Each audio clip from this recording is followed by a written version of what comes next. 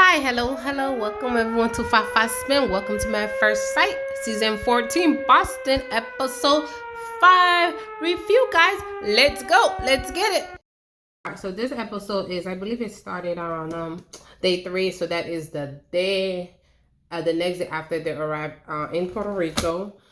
Their honeymoon is based in Puerto Rico. I believe the first scene started off in March. It was the day after the whole shenanigan with Lindsay feeling like she was attacked, she was a victim because Olajuwon and Katina got a little aggressive. She don't want to be held accountable, and Chris is Oops, like, my bad, Mark. Chris, Sorry. I do apologize. Amari was like, you had like 3. What he said? She had like 3 bottles, 3 champagne, 3 bottles, some drink to drink. He's like, yo, you drink, you don't remember what you said, so come on now. Consummate their marriage.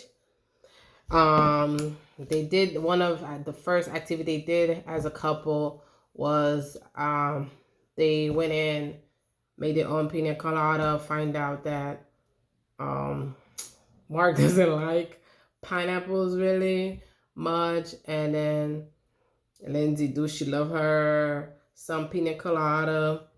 And then they find out that she said that she dated all type of engineers. I don't know what that means, but I guess she she experienced every type of injury there was. So she said something about her father was like, well, you need to stop dating engineer. But I'm like, wait, I thought her story was you was with your, is it high school or college sweetheart for a long time. A week prior, before the wedding, he called it off. So I'm kind of confused. Is it that was high school or college? I think she said high school. So I'm like, I assume she was with Buddy for whether it's college or high school. She was with him for that long time. I didn't know. Like, I guess it was off and on, but I guess I misheard it, or it wasn't clarified to me clearly, because I'm like, wait, what? And then they was just talking how he's like, Mark was saying that he had this girl where he was talking to, and then basically her, excuse my language, her not so nice boyfriend basically threw her out, and then she was pregnant, and then he basically was there for the girl while her supposedly boyfriend slash baby daddy wasn't there for her and stuff like that. And Lindsay was like, oh, basically you're a people pleaser. And Lindsay was like, I appreciate that he does all this, but that means that people is able to walk all over him. And then she was like, oh, she doesn't think he'll be able to manage that. Is that, no, she doesn't understand if that's gonna be like a good thing. And then Mark is starting to realize she's a lot. Mark is like, I love the energy, energetic. I love she speak up her mind. She's want this, she want that. But Lindsay is a lot.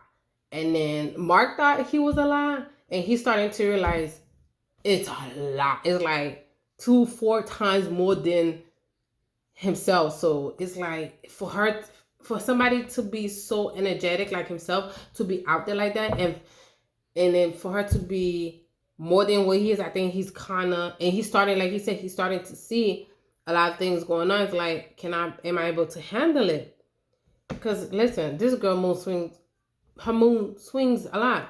If she happy that she's talkative, point blank period. But the thing is, when she drinks, she overtly is how can I say this?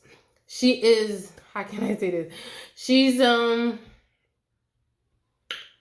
do too much, she say too much, do too much, and then backtrack a lot, saying that, oh, that's not what she said, retract herself. Like, dog, own up, say, listen, I drink too much, own up, no, you have an issue when you drink, so turn it out. But hey, she is already on 10 without drinking, so imagine when she drinks, she's on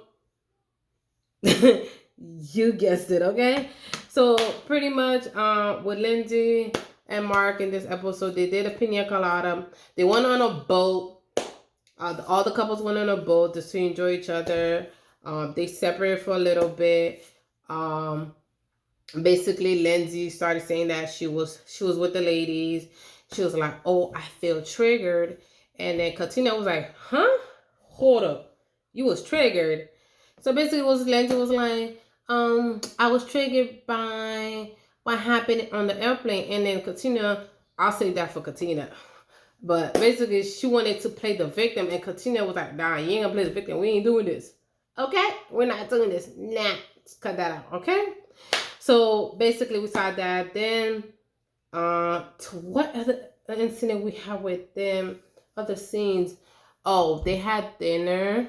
What's it? Yeah. We saw them. They had dinner. It was like a dinner with just her and Mark towards the end of the episode. And then basically come to find out, Mark is like, "Pump your brakes. We need to slow down. This is too much. I can't handle this. We need you are overdoing it." And Elisa was like, "Buddy, it's there's no in between with me. It's either you in or you out." And I'm like, "Girl, you can't say that. You cannot say that. What you mean there's no in between? You in a marriage. There's no in between a marriage. Somebody got to compromise. If both of you guys, not somebody. Either both of you guys have to compromise somewhere." And she started saying, "Well, there's no in between with me. There's no in between with me. This is it. It's either I'm all in or I backtrack. I pull back." I'm like, then she was like, "Well, if I cannot be lovey-dovey with you, then that means that," oh, what she said, "Oh, you can't leave your toilet seat up. You chew your mouth this way." She starts saying any little thing. I'm like, "Girl, you had no issue with it. Now he says slow down. You trying to bring every little thing that irritates you, but at that time before it wasn't irritating to you. Like, come on now, come on, Liz." I stay up to watch the after party. Lord, come to find out, basically the reason why homegirl Lindsay was the way she was acting was basically, according to Lindsay on the live, I think it was with Katina, Steve, and Lindsay. Lindsay was like, "Listen, that night of that dinner we seen, they had intercourse that morning, they had intercourse that afternoon, and they had intercourse right before they went to dinner." So she's like, "Hold on, all 3 times throughout the day, you had no problem pulling back, but now you want to pull back." I'm like, oh, I see why she feel that way, because listen, we consummate the marriage, you had no issues with it, but now you want to pull back. It's like, especially when she clarified that they had intercourse morning, afternoon, right before dinner. Like with Jasmina and Michael, we woke up the scene where they woke up, and then seems like Jasmina was complaining about how she likes her coffee and stuff like that. And problem with Jasmine in this instance, listen, like I said, she's from the Caribbean, she's Jamaican, he's Haitian. So, boom, boom, it ain't happening. I already knew, because I kind of see her attitude. I kind of see his attitude. It's like, listen, I don't know. But listen, I feel like, honestly, Jasmine, like I said, one of my first one, I was like, she's not attracted to him. She's trying to give him the benefit of the doubt, but homegirl's already halfway out, because she already physically, she's not attracted to him. So she's trying to be nice with it, trying to how can I say this? She's trying. But anything homeboys say or do, it's gonna stack up against him, honestly. But as far, let's go back to the overthinking process. Okay, I get what his sister said about him. He's an overthinker. But my issues with Jasmina is, why are you allowing what they said to over? How can I say? Why are you allowing that to basically drive a wedge between you guys? Because that's what happened last time when they had an argument. Check out my video from last week. He thinks about the good, the bad. Well, she's like carefree. She's like, listen, I'll deal with the consequences later. You understand? Come to find out that Michael lost his brother. If they had lost his brother, when he was 6, right after he lost his father. Then he lost his mom. Then he lost his grandma. So he had a lot of Michael had a lot of tragic incident in his life. He lost a lot of people in his life. So he says that caused him to be very cautious of his how he moves, and that's why he is the way he is. And I'm like, see much interaction on the boat when they were separated. Basically, Michael was asking the guys like, "Hey, how do you guys approach this scenario where he felt like, listen, there's no winning with her, because it's like he doomed if he don't, he's doomed if he does." It's like he's trying to find out, how do I conversate with her without coming off certain way. And it's hard for him to, because they have two different personalities, they have two different thinking.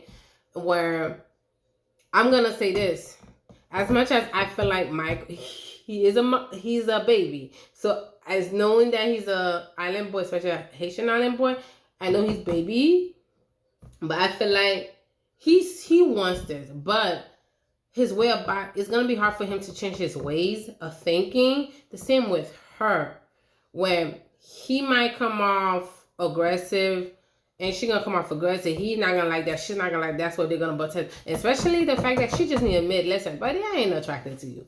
So, buddy, let me tell you, anything you say, anything you do, it's gonna be like, boop, it's not gonna work. And it's like, I feel like with Michael, he's gonna be on pin and needles every time with her, because the way with Jasmina though, Jasmina wants,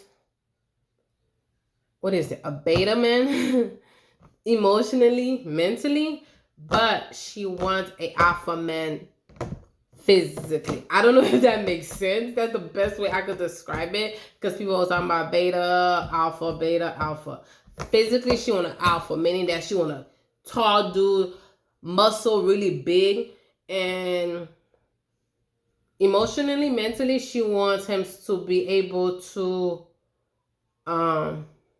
express himself, very reserved, and basically let him isn't that what they say, beta is like the woman run over him. But her stepdad said, like, listen, she's gonna run over you, don't be like that. She's gonna try to, don't be like that. And I think that's the thing, she's so used to run over men, and she's not gonna be, he's quiet, but the fact that he's a island boy, that is not gonna work. She's not gonna be able to, he might be a little petite, okay, I'm so sorry, I'm not gonna say petite, he might be on the short side, but the fact that he's an island boy too, island boy doesn't care, they're 2 feet tall, buddy.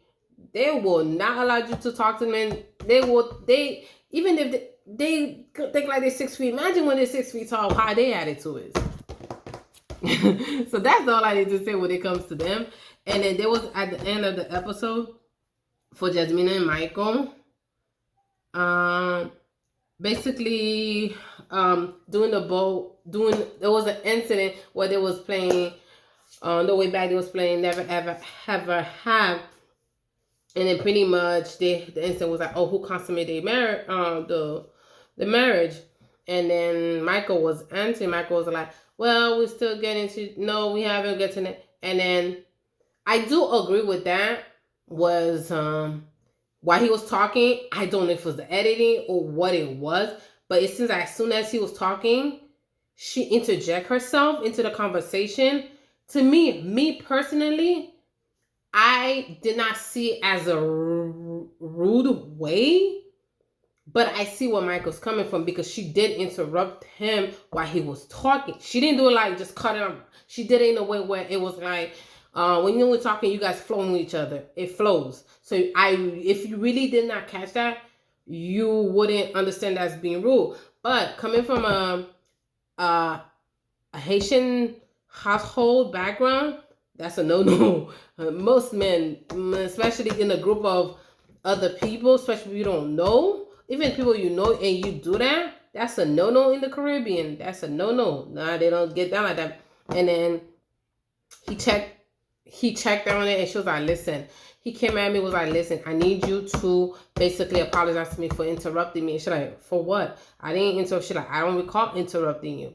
So they had dinner, they went over it. And then there was one thing, this is why I keep saying Jasmina and Michael would not work, is because there was something he says where she was like, he's like, okay, you need to apologize. She was like, well, you're right. I'm sorry that you felt that. Michael was like, no, if you say sorry you felt that, doesn't mean you mean it. I agree with that in that sense, because you're just saying it to shut the person up. But the thing with Michael and Jasmina, it's just like he's trying to so much. As of right now, he's trying so much to like, listen, this is where I was like, Jasmina's contradicting herself.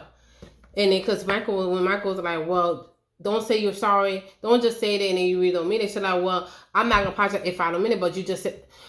Then Michael was like, why you look irritated? And she was like, I'm just like, I don't know. And then Michael was like, so how would you like it if I said the same thing? She was like, I wouldn't like it. So, girl, I'm confused. You basically told him you're going to say what you said and you stand by it. But if the role was reversed,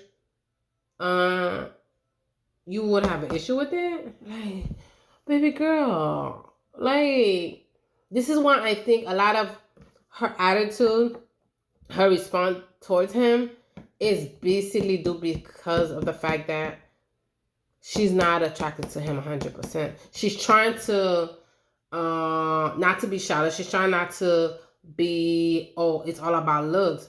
She's trying, I would give her that credit, but she should have been honest with him where, listen. But he said that, listen, if she feel any type, if he feel like she's putting, I think the reason why he's acting like it is because he sees that she's not 100% on it. He said it. So, but I don't know why she just won't tell him. Ooh, we're gonna go to Noah and Steve, okay? Basically, they woke up the morning, third day, I believe, and then basically it was discussing, it was eating. Basically, Steve was like, he's adventurous. Found out she is not, and then she was like, listen, I need a bathroom. I need inside. He's like, but there's other camping site that has bathrooms. Like, no, they're not the same thing. This girl's like, listen, I need an actual physical building. I don't need makeshift bathrooms. I understand where she's coming from, and I do think the reason why, I don't know if they didn't go in depth with it or they didn't show us, but I do remember she grew up from a refugee camp. I think in the incident where she dealt with camping, makeshift, she dealt with camping so much. I think that's the reason why she's not a camping person. But no, it's been 3 days. 3 days. 3 days, girl. She told him, oh, she see herself falling. She's slowly falling for him, or she's falling for him. Either or, it's been 3 days. And then she was like, well, basically, Steve's response was like, okay, thank you. And she kind of was like hesitant. She was kind of mad. I'm like, no, you cannot be mad at him, girl. In 3 days, you telling him you are slowly falling for the guy, in love with him. In 3 days, a stranger you never met. Like, you cannot get mad at his responses. You understand? Give him time. They was playing Never Have I Ever. And then basically one of the questions that kind of triggered to Noah and Steve was the fact that they asked, have you ever cheated? And then both of them put their fingers down. But Noah kind of looked at him sideways like, what? She's like, wait, I'm supposed to be, I know I'm the crazy one. I think she's like, oh my God, I think he did some wild stuff. I'm like, okay. So, but they went later on the day, they did clarify that what happened was both of them said, that's why I'm like, wait, you cheated too. Why you getting mad at him? But okay. Come to find out they both cheated when they was in their late teens. So she understand that it was something when they was young, they did not fully, they both understand that it was something that was in the past. They was immature. They did not realize the consequences of their action. And they both agreed, like, if that was in your 30s, that's a different story. But that was in your late teens, I understand that where they both coming from. And in The one thing I would say about Noi, I don't know how, because I can't really read Steve, but I do find it that the constant reassurance that she wants from him, I'm like, it's like, it's either gonna push him back really bad, or it depends on the type of person he is. Either he's gonna get pushed back, he's gonna be very reluctant, or he's gonna embrace that and little by little. So it's like, it's just, that's the only thing I don't like. I noticed that with her doing this episode, is the fact that she constantly wants reassurance from Steve. They was at the pool at night, and then she was like, from a scale 1 to 100, something about kissing, and he was like, well, off camera I'm comfortable, or something about feelings. Like off camera is like 100%, but on camera is like 50. And then she constantly kept asking him that. I'm like, come on, Noah, can we not do this? But in the after party, Keisha did ask Steve to clarify that. He was like, listen, this is day 3, and if this girl's telling me she's slowly falling in love with me, it's like, I never fall in love or get there quick. And he explained to her that she did not like that and stuff like that. So I'm like, yeah, listen, 3 days, girl, you can't say I like you a lot, I really mess with you, but for you to be like, I'm slowly falling in love with you, or what she said, I'm starting to see myself to fall for you. Hold on. That's the difference between her and Katina. Because it was like, okay, that's a whole different topic. But she's like, come on, Lloyd. Come on, Lloyd. Have is Katina and Elijah one, right? So pretty much this episode opened with them, laying down in the bed discussing how basically Katina was like, he sweats a lot. He perceivably sweats so much to the point she's like, don't touch me. She's like, he needs to see some type of therapy, something about, because he sweats a lot. And he's still his cuddle. He still can't cuddle. And then basically there was a scene where Katina worked out with one of their activity they had was they went to work out. Patty was like, do this. I'm like, this girl me personally, she got a nice shape of body. She's lean and skinny.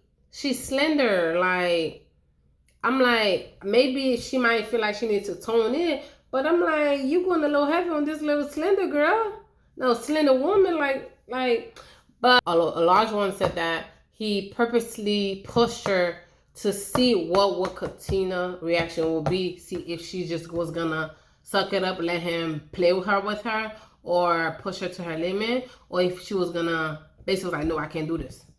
And he purposely did that just to see what reaction he's gonna get out of her. And I guess, since he said she passed, because she's like, once it was her limit, she's like, no, I'm not doing this. And I'm like, that's kind of childish. Like, that's kind of childish. Why would you do this to this girl? You want to challenge her just to see if she's gonna be like, yo, no, that's no. I really don't understand that. But he did that. So doing that same boat ride, they was playing the same Never Have I Ever. Woo! Listen, guys. I understand what I really truly understand why Katina is cautious. I see why people don't want to give him the benefit of the doubt, because he's still stuck. This man says, before I go to this one, because that was after, but this one, they was like, oh, if your wife wanted you to have a threesome, are you down with it? Hell yeah, I am down with it. And then Katina's like, what? Ain't happening. No. Yo, you need to leave that life behind. And I like his honesty. He wouldn't have a problem, but he knows she ain't not about that life. She said that she's not about that life. But come to find out, Buddy had a situation. There was like, one of the questions was, have any of you guys met? That was him, because he was like, any have question for Ask couple, this is the time now if you're not comfortable. And then Jasmine was like, well, since you keep asking, what's your question? But it was like he was waiting for this answer. And then Elijah was like, so have any of you guys messed with family members, cousins, cousins, sisters, and stuff? And I was like, everybody said no. Elijah was like, well, Elijah said he messed with both the mom and the daughter. Everybody mouth was like, everybody mouth was like, is he serious right now? Literally, Katina looking at him like, what? It was like, I couldn't, like, no, you crazy, dude. Like, I'm listening to this. He messed with both the mom. He was saying that, they both, basically he says that they both knew about it. They knew about each other. Something about, how he went to go pick them up at the train station at the same time. He basically insinuated that they knew about each other. Like, but it wasn't a relationship. Based on what he said, they just basically knew. I'm like, okay. Putting all my effort in. I really want this to work. Isaac is in the past. I want to be there for you. I want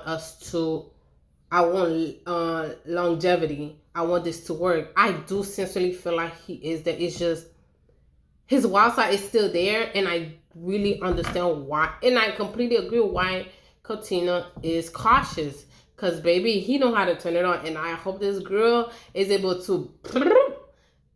It's like, because he's going to use every magic trick to get her to drop. Basically, they'll be fine. She knows that. But it's just that emotional connection. And I do agree with her. And I do appreciate that he is willing. It's a lot. But he's very understanding of the process of wanting to get to know her better. I do appreciate that. And she told him, like, oh my God, you're gonna make me fall in love with you. And he's like, yeah, I got you, girl. I was like, oh my God. But I give it to my girl. I'm hoping she doesn't. But in the after party, we've come to find out that basically, I told ya they are together, because from what we know, the after party. This is a new episode too, because they changed outfit too. From what we know, the after party and Unfiltered is filmed after decision day. So meaning that, listen, Keisha asked Katina, so what about this mother and daughter situation? Boom, Katina call him up. Oh shit, okay, let me call him up. And he's like, hey baby, what's up? And I'm like, ooh, they together. I don't know if they're together like actually right now, but as far as I know, decision day, after decision, they're still together. So whatever math, when they filmed that scene, they are together. That's a little sidetrack I wanted you guys to know. But he was like, listen, what happened was his cousin had an issue with a boy, and then him and his cousin went to check the boy about the situation. I guess in the same way he saw the interact with the boy, and he saw the mom, and then basically the mom asked him, I don't know if that same day or the next day, the mom was like, hey, come up here, I'm gonna teach you a few things. And he basically said she taught him sex education. He basically said she gave him a sex education class.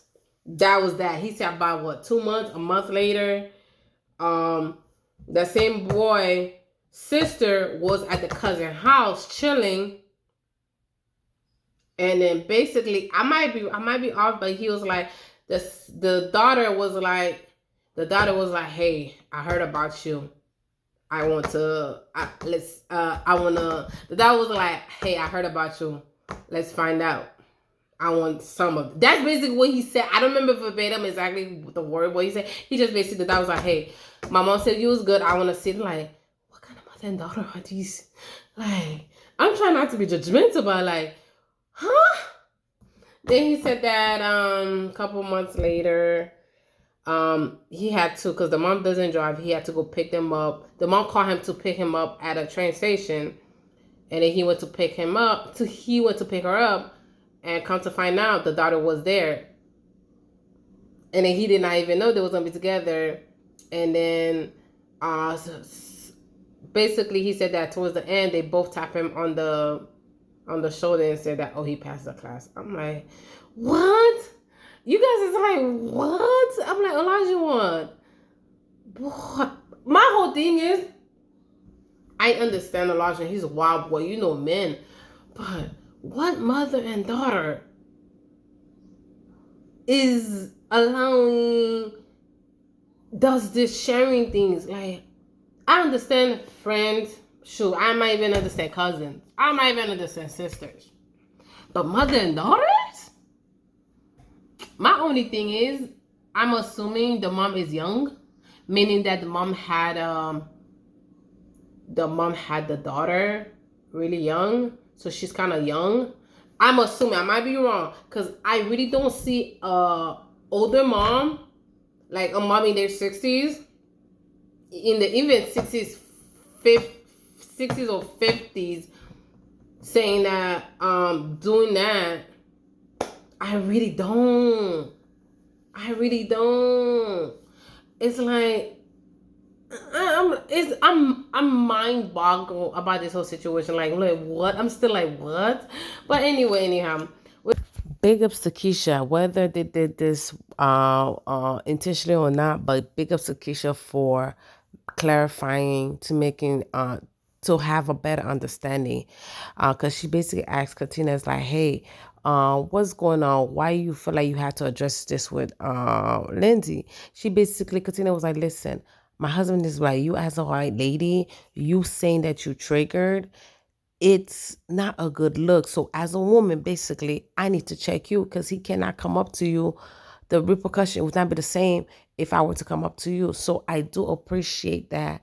Keisha was like, hey, listen, the thought of you saying you triggered, it's a bad feeling when you as a white lady saying that a black man trigger you. What we have is Alyssa and Chris. Okay. Listen. This girl has so much excuse. Listen, bitch. Alyssa cannot stand Chris. She is repulsive. She is. What other word can I say? This girl just like. She just like she. He. You know how you have you know how you have things that you know how things, you know how there's things, you know, if you're gonna have a bad stomach ache, you're gonna throw up. That's Alyssa when it comes to Chris. She literally is repulsive of him. Like seriously, she is repulsive of him. She's like, I don't want to deal with this man. But anyhow, this girl just went on a free vacation. So basically, they went to, what did it? They did some pedaling, and then she went with him, and they were sitting down just talking, and literally it was like a 5 feet distance type of thing. I'm like, y'all can't even be that close on a chair. But we did see them, that the closest we ever got them seeing close to each other was on the boat. That's the closest scene we ever seen them together. And that was it, because there was no interaction. He's trying. She hate his guts. She don't want to deal with him. And then supposedly they met up the next day, and he was like, hey, listen, let's go. It was snorkeling and scuba diving. I forgot what he calls it. And then he was like, let's go try. She's like, no, I'm okay. I'll try to, you could go ahead. I'll just watch you. And then she was like, then she walked with him to the beach and stuff. This girl was like, this is the first time I saw Chris' body. And then she's like, oh, well, I'm trying to be nice. I don't know how to, I'm trying to find a nice way to, because I don't want to hurt nobody's feeling. But physically, he is not my type. I'm like, okay, girl, it's fine. You have your type, but you like who you like. Listen, it's okay. I don't care. It is what it is. My thing is, it's her attitude was like, it's like, I'm like, Alyssa, stop it. Then she started having a whole freak out about, I guess when she saw his body, she's like, oh no, I can't do this. She started freaking out the producer. Yo, these producers, like, they like to egg Alyssa. It's like, you know, this girl cannot stand him. Why you guys keep putting them together? Basically, they was having conversation with the producers, and then she was like, I don't want to be near him. Like, my mom, I spoke to my mom. I blame my mom for this, because my mom, I called my mom, told me I don't want to do this. And she's like, well, you need to stop being a brat, and then you don't want to look certain way on TV. And she started getting hysterical. Oh my God, you guys, I don't want to deal with him. I can't stand him. And then I guess they showed him a scene where he was coming towards her. She's like, listen, you need to tell him I don't want to see him no more. Like, get him with him for me. I'm like, oh my God, Alyssa. But guess what? I am one of the nicest person there is. I'm not malicious. I don't want to hurt nobody's feeling. That might be true. But that's because you actually like the people. You actually like that person. Yes, while they were sitting down, still at the beach, and then basically she said that, was it at the beach?